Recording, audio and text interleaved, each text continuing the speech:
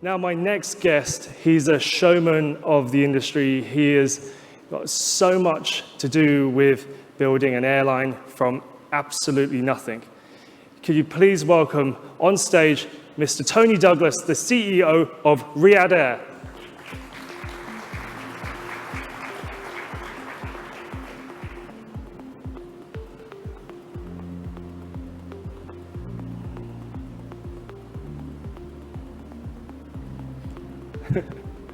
Thank you, Tony.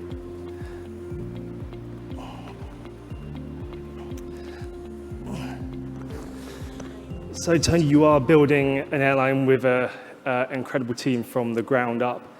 Just talk to us a little bit about what you're having to do initially to where you are right now, because there's still a lot to do before you get up in the air. What has been done so far? You can give our audience a flavor of. Well, first of all, good morning to everybody.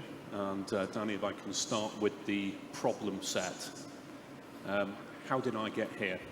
I went from Riyadh to Dubai, and I came obviously with Emirates from Dubai to Singapore. Some of my colleagues in the front row went to Doha and came obviously Qatar Airways. The incredible kingdom of Saudi Arabia, the home of Cristiano Ronaldo, the home of Alula, the cradle of mankind, a historic experience that for those of you who've not Googled it, check it out. Red Sea resorts, pristine beaches, a country that's 2/3 of the size of Europe, fastest growing economy in the world last year. Google Analytics last year, second most searched tourist destination. But of course the question is how do you get there? And the answer is, at the moment, regrettably, it's not as easy as it should be. So the establishment of a new national carrier is the solution for that. So a different challenge than the one that Campbell's got, and that's, as he rightly said, is definitely the Everest. Our peak is somewhat different because we start from a different place, and that is we have no legacy. And in many ways, that's the gift of all gifts. We're not constrained by things that were there for good reasons over many decades. We have the opportunity to build an airline for the future. And the average age of the population within the kingdom is 29. It's got the #1 Apple iOS adoption per capita in the world. So it's very digitally literate. So the opportunity for us to establish an airline that is a digital native is part of our mandate. And in answering your question, in readiness to receive our first aircraft next year, we're building everything from the ground upwards. And it's a huge amount of fun. And is this year the year of readiness? Is this something where, as you get to the effectively the takeoff stage, this is the year when you have to get everything in place, the year of readiness? How would you sum it up? So, year of readiness, as Campbell's already said, we're working with the manufacturers, with all of the OEMs, but interestingly as well with all the digital houses, many of whom are here today for this festival. And it's a foundation course of putting, of course, the building blocks in place for a future digital airline. And in our case, the brand is Riyadh, the brand is Riyadh, the brand is Riyadh, and we will be an extension of that brand to the world, an extension of what the kingdom has excitingly to offer to citizens who want to come and experience it. And it will differentiate from a digital point of view and with an absolutely obsessive attention to detail with guest experience. And like many other airlines, we will be an environmental thought leader. But statements of intent, deliveries that we announced last year, the first one at the Paris Air Show, the second one at the Dubai Air Show, were deliberately designed to make a statement. They almost deserve an explanation because they looks somewhat different to perhaps what people would have expected from the kingdom in the past. It has a modernistic, fashionable, beautiful presentation, or certainly we would like to think that that's the case. When you see our interior reveal later on this year, it certainly matches, in our humble opinion, what we've achieved with the exterior. And we'll also reveal our cabin crew fashion.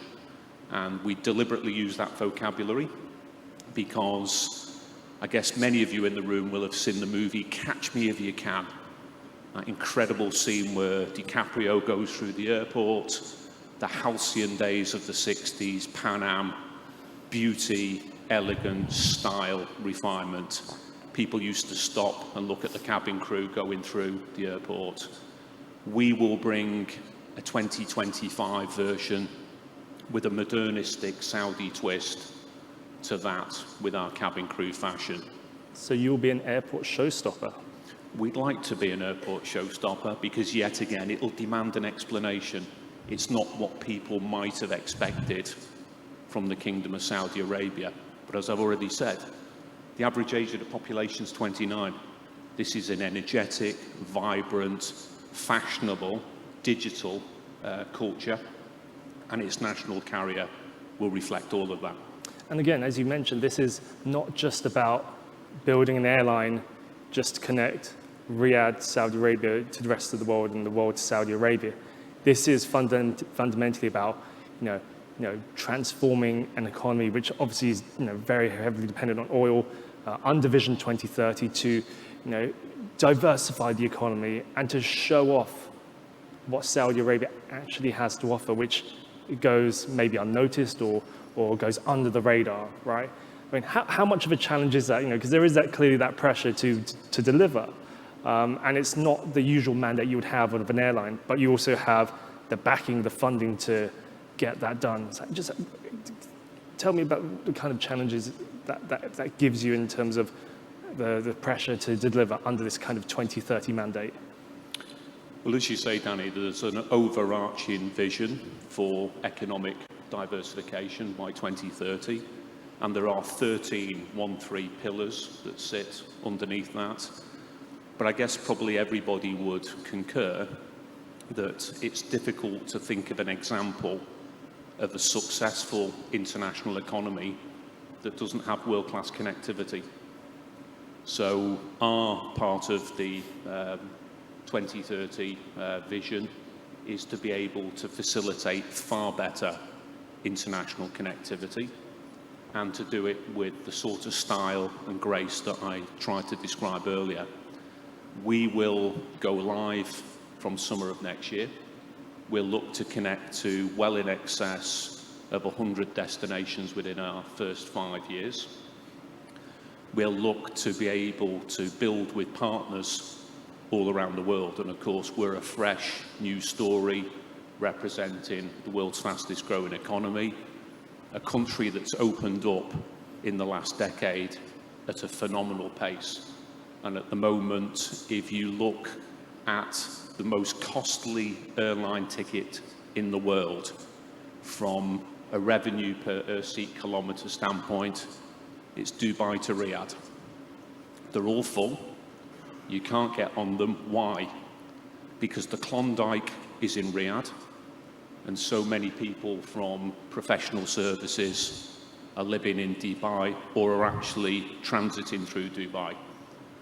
That axis is moving significantly and needs to, and partnership's an important part of that for us. So we have last year secured a relationship with Turkish, obviously with our sister national carrier Saudia, and because we're a new story, there's lots of excitement within this geography and in particular within North America. So we have no plans to rush into one of the major alliances. We have lots of interest to engage with specific targeted partners so we can build that global connectivity up really quickly. Now, as you said, the mission of the country is to diversify. Can you just share a little bit about what Saudi Arabia is doing and what it still needs to do, whether it be easing of visa regulations, of other kind of initiatives that will help put the building blocks in place so that you, as an airline, can actually successfully, from day one, deliver for Riyadh? So it may be the case that for many of you in this audience that there's lots of things within the kingdom that you're not aware of, and I would encourage anybody just to play around with Google, maybe later on or when you get some downtime.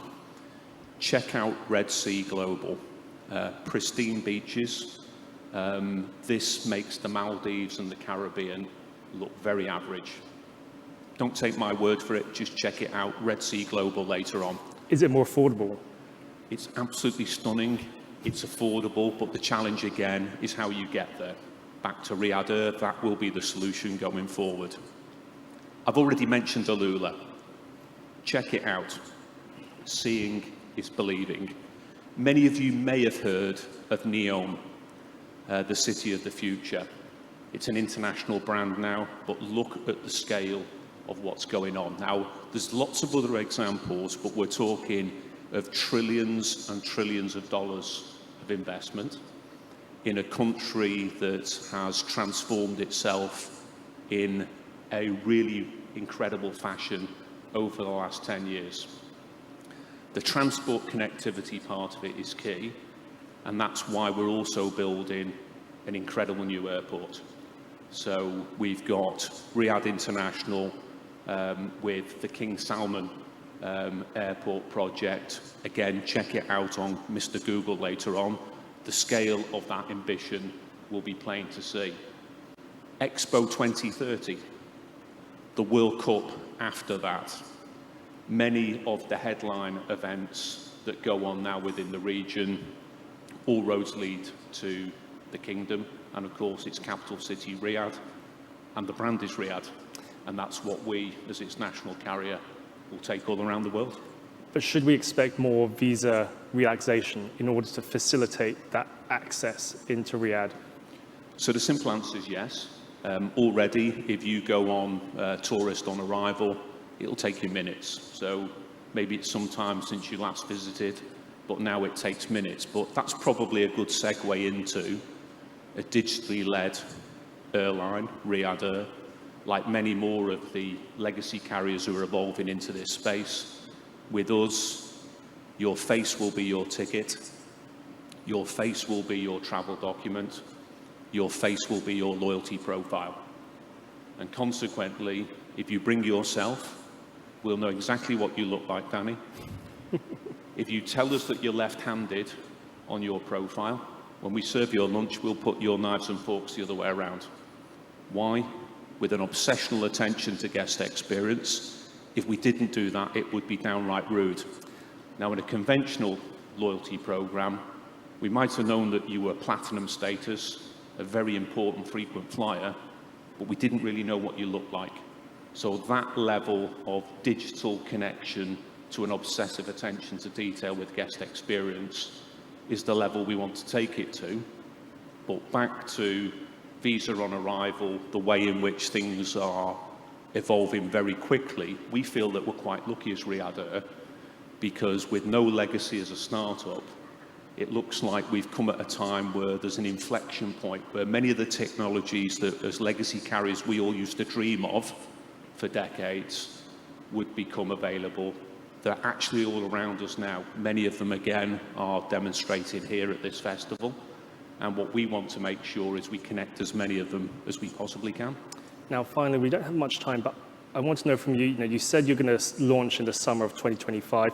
You're confident of getting to that deadline effectively. You can get your air operating certificate. And actually, when do you expect to get your air operating certificate at the moment?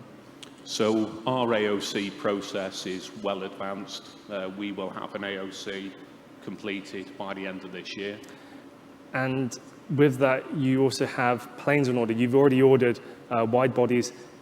When are you going to order narrow bodies? How soon? And how soon will you order narrow bodies? Yeah, so we're very happy with the status of our narrow body campaign, and we'll be very shortly announcing the outcome of that. Next month? We'll be very shortly announcing the outcome to that, Danny. Nice try. How many aircraft? It could be about 100?